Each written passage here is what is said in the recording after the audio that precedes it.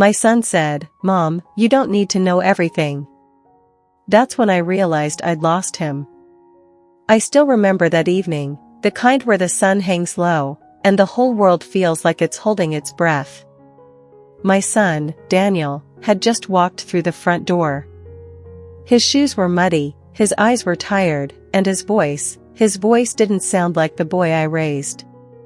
"Mom," he said, barely looking at me, "you don't need to know everything." I froze. Because the moment he said those words, I knew something inside our home had shifted forever. For years, I believed I understood my son, every corner of his heart, every fear he ever carried. He used to sit at the kitchen table telling me everything, who he liked in school, who hurt his feelings, what scared him at night. And now, he couldn't even look me in the eye. I didn't sleep that night. I kept replaying his words. "You don't need to know everything." What was he hiding?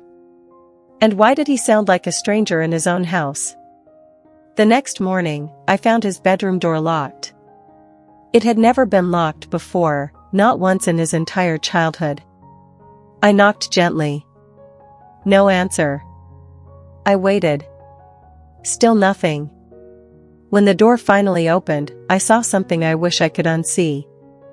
His backpack, the one I bought him last Christmas, was stuffed so full it wouldn't even zip. His phone screen was cracked.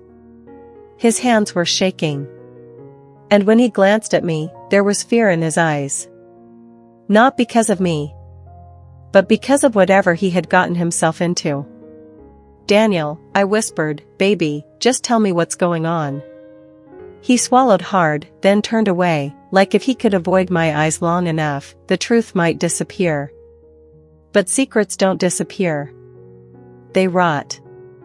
2 days later, the police knocked on my door. My heart collapsed inside my chest. They weren't there to arrest him, thank God, but they were there to warn me. Daniel had been hanging around older boys known for things no mother wants to hear. Things that pull young men in fast and spit them out broken. I felt like the ground under me wasn't even real anymore. How could my sweet, gentle boy end up standing next to darkness? That night, I waited on the sofa for him to come home. Hours passed. The clock glowed past midnight. And then, the door creaked open. He wasn't expecting to see me awake. His face fell. I didn't yell. I didn't cry. I just said softly, "Sit with me." For a long moment, he didn't move. Then, he dropped his backpack, slid down beside me, and laid his head on my shoulder like he used to when he was little. And finally, he broke. "I didn't want you to see me like this, Mom," he whispered. "I got mixed up with people I shouldn't have. I didn't know how to get out. And I didn't want you to think I was a bad son." My heart shattered.